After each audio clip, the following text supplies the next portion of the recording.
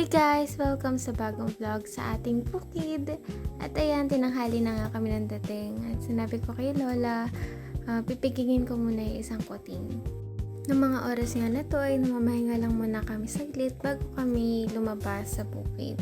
Ayan, huwag kayong mag-alala dahil di naman talaga pinalo ni nanay si tatay. At dahil nakapahinga na nga kami, yan, nagpalit na kami ng long sleeves para hindi kami makagat ng kung ano mga insekto. Diyan nga ito ang tawa ko kasi si tatay sabi ba naman ay siya daw mag-voice over nito. So, sabi ko sige, pero ito ako pa rin nag-voice over. Ayan, sobrang hangin nga yan. I mean, hindi naman sobra, pero at least may hangin. And ayan, kaming tatlong magkakamukha nga lang yung pupunta muna, mauna mag-check sa bukid. Noong time na to, naghahawan lang din si tatay ng dadaanan namin at nalimutan ko nga rin magdala ng sarili kong itak. Noong time nga na to, medyo nahuhuli ako ng lakad dahil ang iingat ako at yan, natatawa sila sa akin.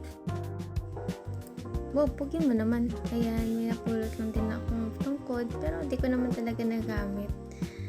Ayan, si Junmar naman dyan ay board na tapos yan, natusok pa ng pinya. That mag-please sign ka. Ayaw lang yung pumunta doon sa malayo. Dito nga tinuruan kami ni tatay kung paano gagawin pag may ganyan yung puno. At sabi ni Junmar, talino mo naman tay. Tapos yan, kinuha na rin niya yung isang langka at pinaamoy niya rin sa akin kung talaga bang hinog na. Pero di ko lang masabi na natusok talaga yung labi ko dyan.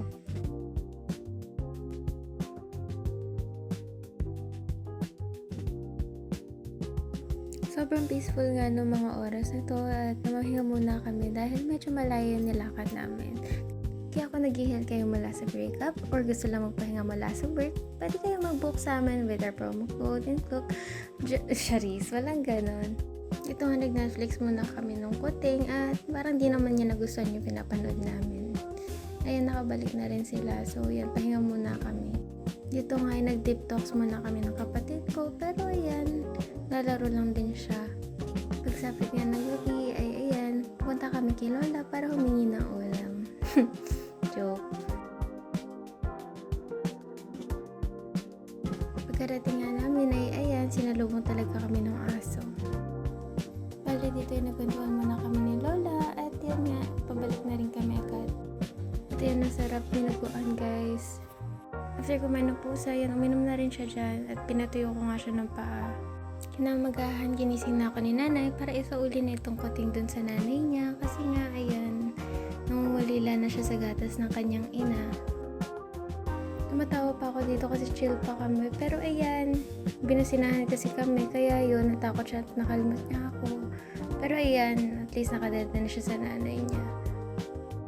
Sabi nga ni Junmar, nagutom siya, kaya yan, nagpaluto siya ng hot silog, ham silog kay tita. Yan. Pabalik namin, ayan, nakasunod sa amin yung dalawang aso, si Poknat at si Paknot.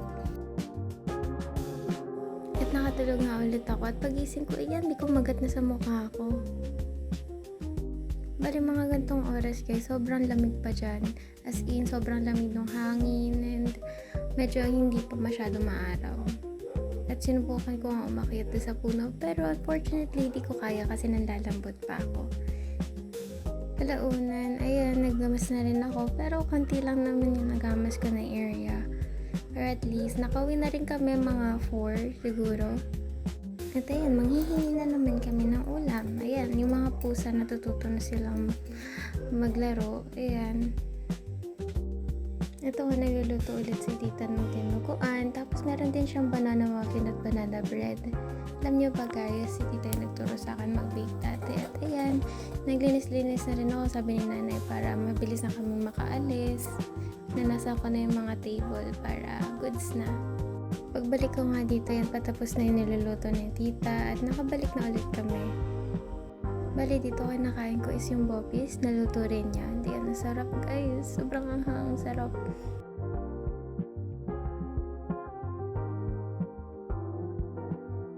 Kinaumagahan nga, last day na namin. At don't worry, naligo ko guys. Dalawa lang talaga yung damit kong ganyan.